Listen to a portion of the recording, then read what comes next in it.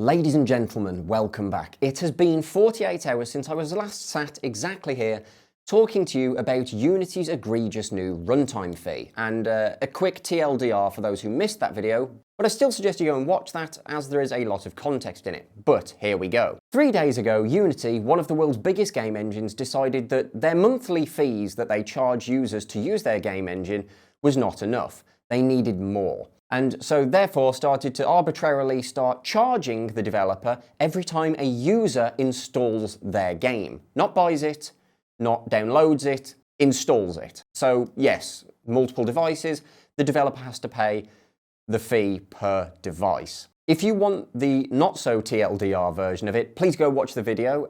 It has a lot of things in there that I can't condense down in a meaningful way here, and it will serve as a good appetizer for what's about to come in this video. I would like to be sat here saying that they've walked back their changes on this horrible, horrible situation and that they somehow have made things better. No, they've been radio silent, and the few changes they have made to the policy beg more questions than they answer. I wouldn't even call this walking back any of their statements, I would call it flip-flopping, because between the original statement and the few amendments they have made to said statement, they've actually contradicted themselves and outed themselves as liars in the process. And there is a reason for this, and we will definitely be getting to that. Again, as was my motto in the last video, somehow this gets much, much worse. A few people had pointed out that as my video went live, they had made some amendments to the original Q&A. They were originally stating that the charge is not for the developer, it's for the person who distributes the runtime, the Unity runtime. By that they mean Microsoft, Sony, Apple, Google, and Steam. All these people that have the platforms that distribute the actual game. So one thing that makes no sense here is, one, these platforms haven't agreed to this, and two, they're not going to agree to it. Because it's not even an API charge, it's not a, well, what's the best way to put it? It's just an arbitrary charge that they've slapped on to nothing. Somebody made a really good example here. It's the equivalent of your car manufacturer, let's say Toyota for example. Toyota randomly calling me up tomorrow and saying that I now owe them 50 pence per mile that I drive my car. Why? They have no input on that mile that I've driven. It doesn't cost them any money for me to drive a mile. It only costs me money. But now it's going to cost me more money because they are now taking a charge for something completely unrelated to the work they have done. I find that insane, but it's also a very spot-on example. Unity are trying to brush this off as a simple, oh no, you're not paying for the ongoing use of the runtime, you are paying for the development costs of the Unity runtime, which I would like to believe, except there is something I missed out in the last video because I just assumed that you guys knew this. And looking at it now, I shouldn't have assumed this. This Unity runtime fee is not replacing their subscription model that you have to pay for. This is on top of it. Every developer on every team pays for what they call a pay-per-seat business model. Pay per seat is basically pay per user that is using this. Let's say I've got a team of 5 developers. I have to buy a Unity license for each of the 5 developers on my team. That has always been a thing on Unity, and that's been fine. No one's really complained about this. Except they have now completely abolished the lowest tier, and now the next tier up is 4 times the cost of the lowest indie tier.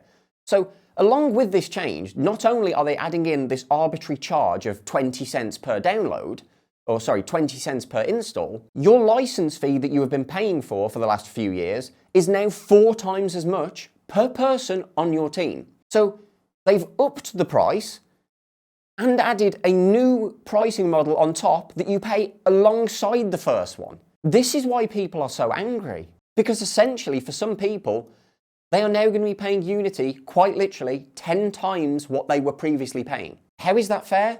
It's not. And I've seen a lot of white knights in the comments. Not many, but you know, enough to be noticeable. People who are clearly not game developers stating, oh, this doesn't affect you. Yeah, I said it didn't affect me. I don't use Unity. It doesn't mean that I can point out that it affects other people, which it does. It heavily affects other people. And in fact, I've got a story of someone who I have covered in the past on this channel who it has affected.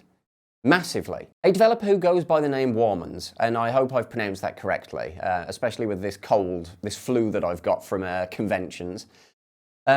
He is the developer of Elysium Eclipse, and this is a game that I covered on this channel. I basically compared it to being Spore 2, the sequel to Spore. It was such a fantastic indie game that is a one-developer crew. They've been working their ass off for 2 years since I first covered this, and it's been fantastic to watch it be developed. They reached out to me yesterday to inform me that their publisher, at last minute, has dropped out and literally just, well, left them in the dark. With them being a Unity project, they can't afford the risk. And by the way, this isn't a small publisher, this is a really big publisher. A publisher that has published games that you have definitely played in the past. Now, I'm not going to name them out of respect for the developer, because they asked me not to, because this wasn't public knowledge that they were going to be publishing the game. It wasn't down in ink yet, but it was in the final stages of being sorted out. And this Unity debacle is the sole reason that they dropped out. If they've dropped out on this one project, how many others have they ditched because of this? And again, I can't blame the publisher for dropping out. It's a smart financial decision right now.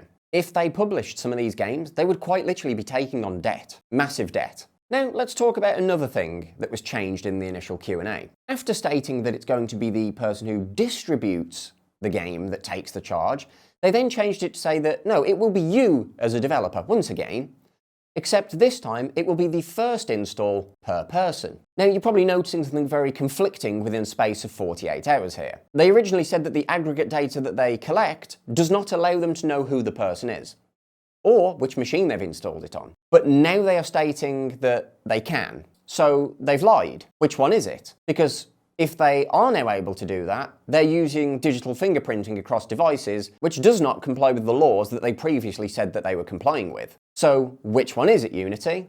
Are you doing A or are you doing B? Because you're stating now that you're doing both, and you said that they were mutually exclusive. You could only do one. So, question mark? So yeah, just losing more faith with people because it's a blatant and obvious lie. And then on top of that, we have the main topic that came out. And I made a prediction in my last video that has turned out to be absolutely 100% correct. And I wish I had a horn to toot here. Not that it's actually a thing to celebrate. It's actually horrific that this is the case and there's nothing to celebrate here. Let me refer you back to something I said in my previous video.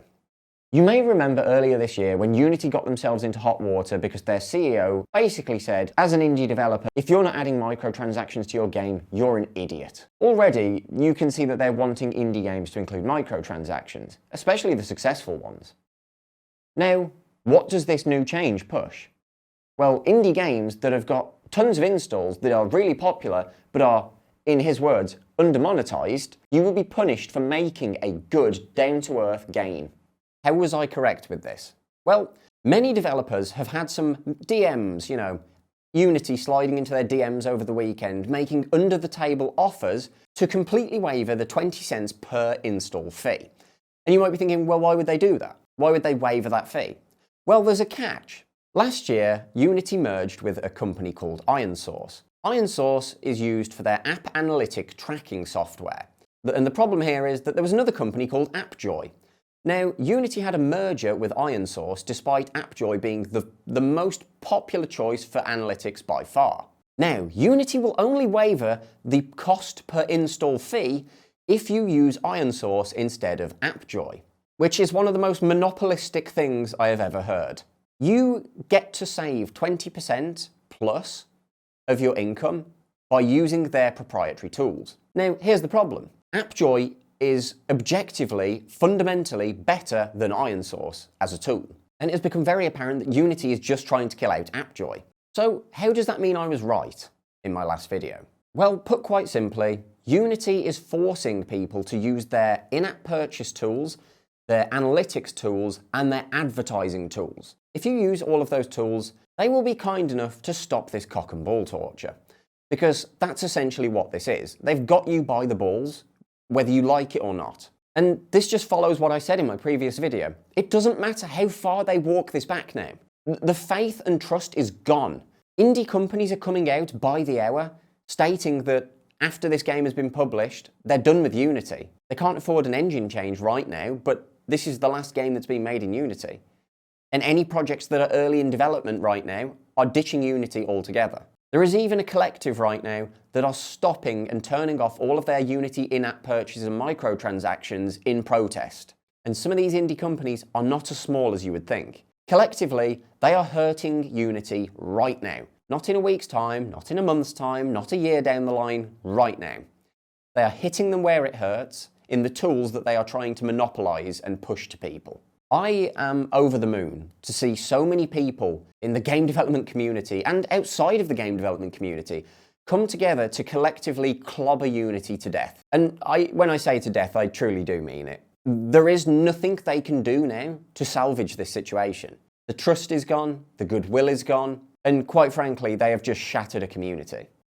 The situation has even got so bad for Unity that over the weekend, they had to shut their California office due to, in the word of reports, credible death threats. They had to shut the entire office down. And you might be thinking, well, this kind of community can go too far, and yes, I agree, they can.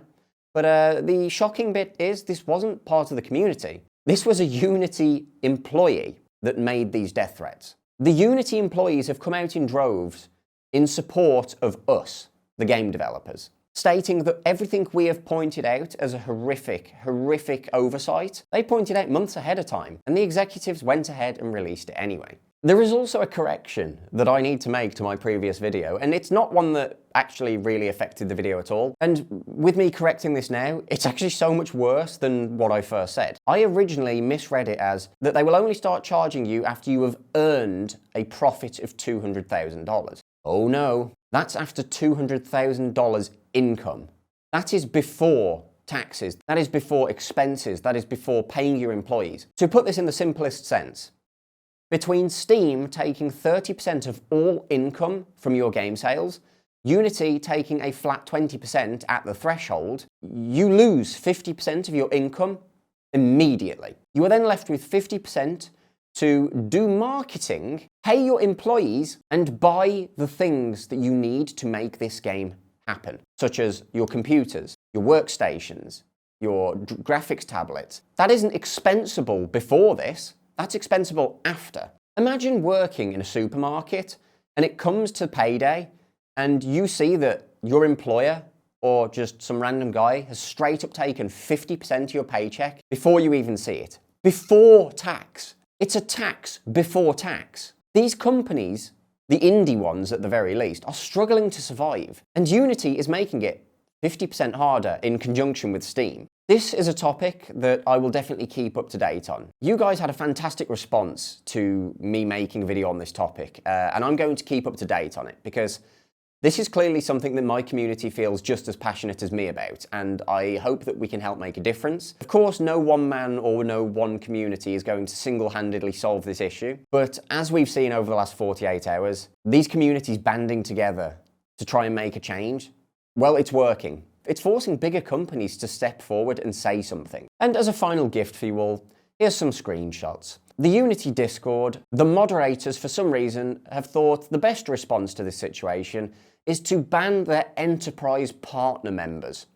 You know, the people that pay top dollar for actual partnership with Unity, for the top tier help from them, purely for asking other people's opinions in the Discord on this new charge per install.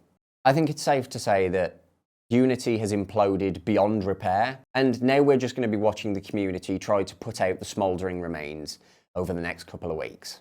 Ladies and gents, thank you so much for watching, and thank you so much for helping signal boost this issue that definitely needs to be signal boosted. A massive thank you to the patrons. You guys are absolute legends, and until next time, take care.